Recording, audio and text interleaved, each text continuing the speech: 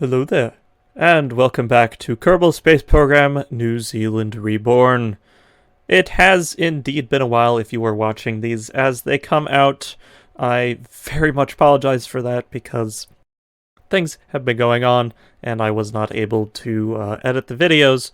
So, just as a side note, a lot of this footage that you'll be watching now has been recorded as of a couple months ago when I'm doing this voiceover, which hopefully should be the day of release. But regardless, last episode, one of the things that was lost, unfortunately, was the launch of Tongaroa 1, which is our probe that is going to Nidon, the outermost gas giant, or rather ice giant, in the Kerbolar system.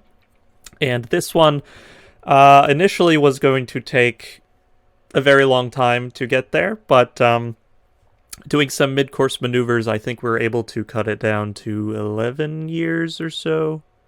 Not sure. It'll show up in the footage here shortly, but regardless, it should be on its way to Nidon soon enough after these course corrections. The engineers are hopeful that the newest technology is going to hold out for that long.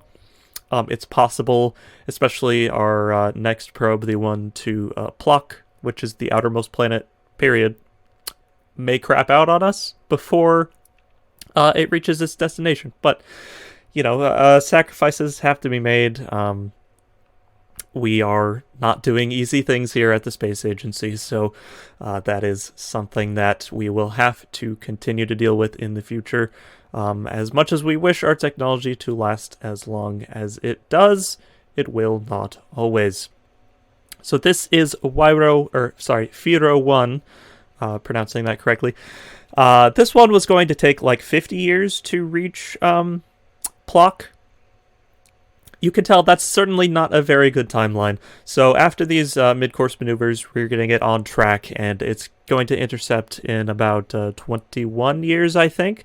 It's still a very, very long time. It's certainly even possible that it could be overlapped by a new probe that we launch sometime in the future with a more advanced engine, because our scientists are currently working on all sorts of propulsion methods to use in that field.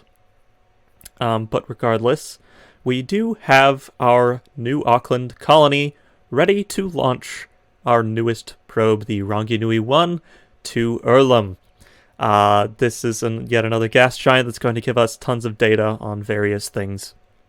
But it should hopefully provide us insight into this gas giant. 8, 7, 6, 5, 4. Ignition sequence start. 2, 1.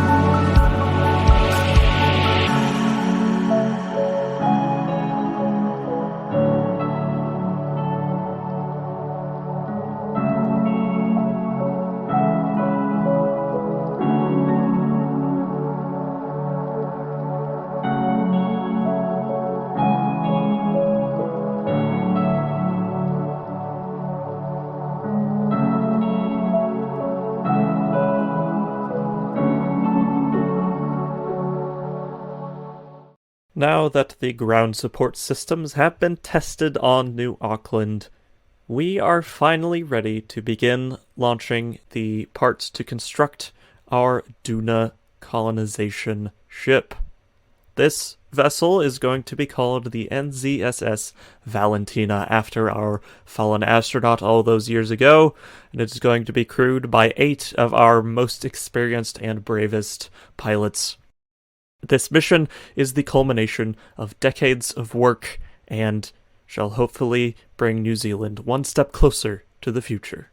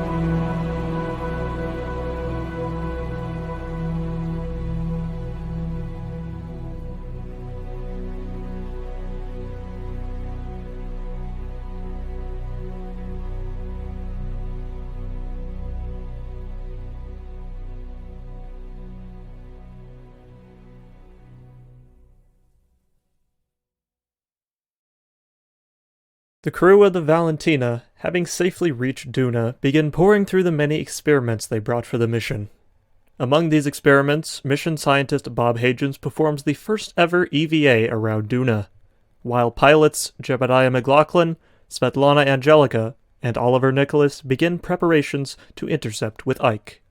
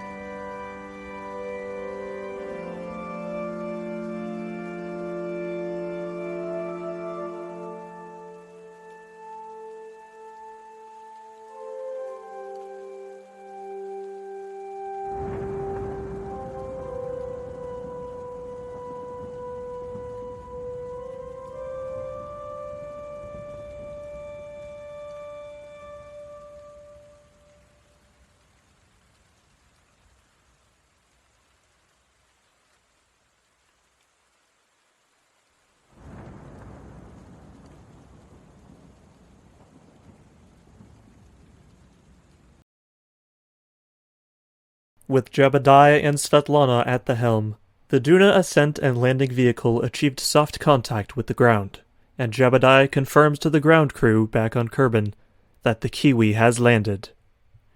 It took many long years of work from Kerbals across New Zealand and its partner nations to achieve the historic first footprint on the surface of Duna. Together, Jeb, Svetlana, Bob, and Bill take their first steps and cement themselves as the legendary explorers that the world already knew they were.